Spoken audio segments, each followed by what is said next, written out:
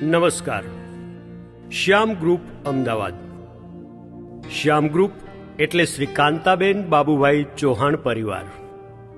મૂળ વતન ભટ્ટ વાવડીથી હાલ અમદાવાદ સુધીની શ્યામ ગ્રુપની સફર. કર્મણ્યેવાધિકાર હસ્તે મા ફલેષુ કદાચન. ઈશ્વર કર્મનું ફળ આપે જ છે અને પ્રારબ્ધ એ વર્તમાનનું જ નિર્માણ છે. ખૂબ જ વિકટ પરિસ્થિતિમાં મક્કમ રહેલા ચૌહાણ પરિવારની યાત્રા એટલે ભટ્ટ વાવડીના ખેતરમાં ખેત મજૂરી કરી અને ત્યાંથી સાવરકુંડલાની ભેળની એક લારી ઉપર ડીસો ઘસી અને પોતાના ભવિષ્યને ચમકાવવાનું પ્રત્યક્ષ ઉદાહરણ. આ પરિવાર સમય જતા હીરા ઘસવાના કામ અર્થે સુરત ગયા અને ત્યારબાદ કર્ણાવતીની ભૂમિ જાણે એમને બોલાવતી હોય એમ અમદાવાદ આવી એમ્બ્રોડરીના વ્યવસાયમાં પણ ઝંપલાવ્યું અને પછી બાપ દાદાના વારસા સમાન ફ્લોરિંગ સ્ટાઇલ્સના કામ સાથે ત્રણેય ભાઈઓ કારીગર બની ગયા, જેને આપણે કડિયા કામ પણ કહી શકીએ. અને થઈ નાના કોન્ટ્રાક્ટની શરૂઆત.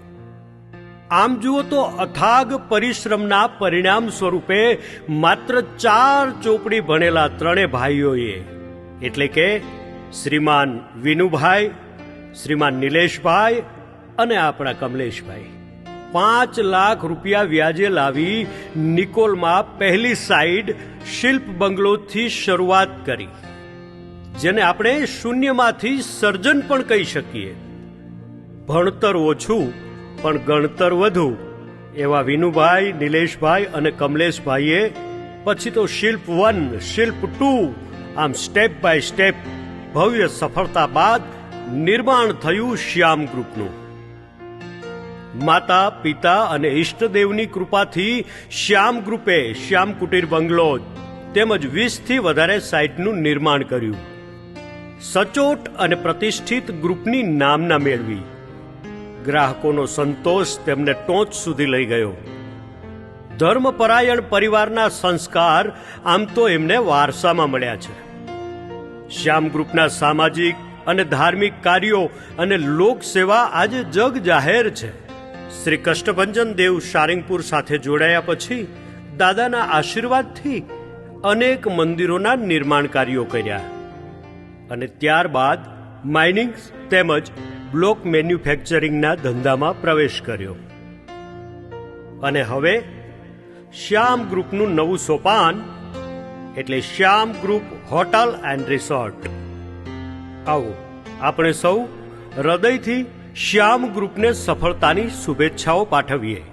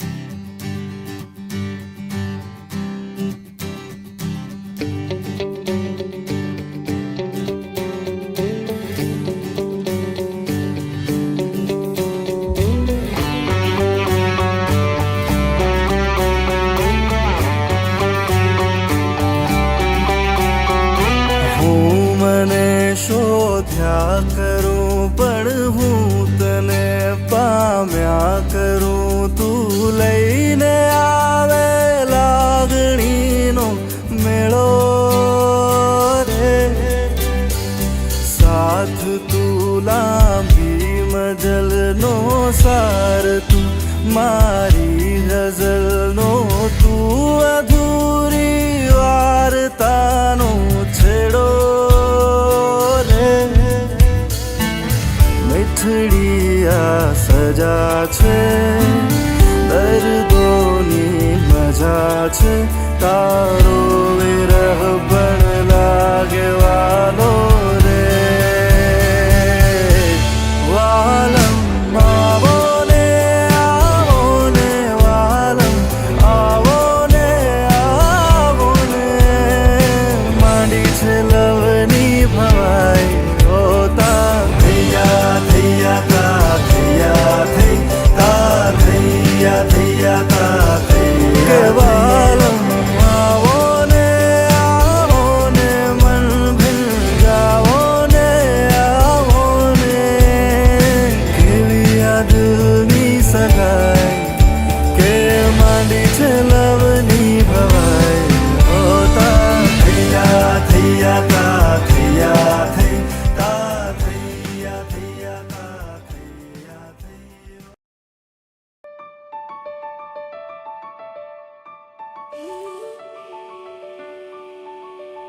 દરેક સંબંધના પાયામાં હોય છે વિશ્વાસ.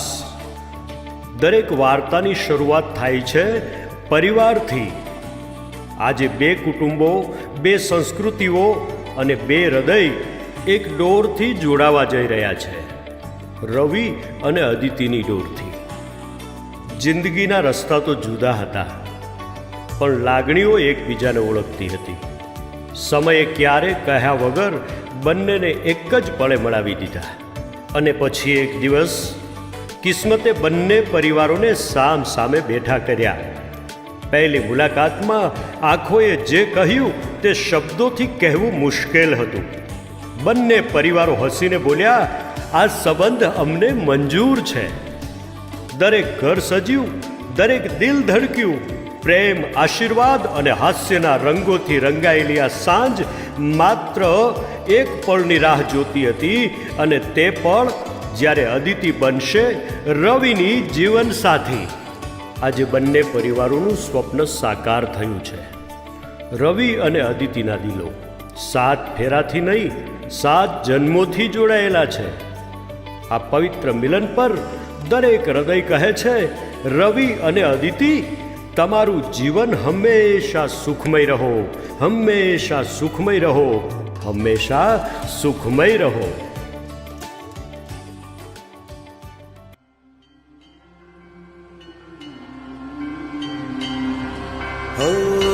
मंगल भवन अमंगल हारी, द्रवहु सुदशरथ अजिर बिहारी.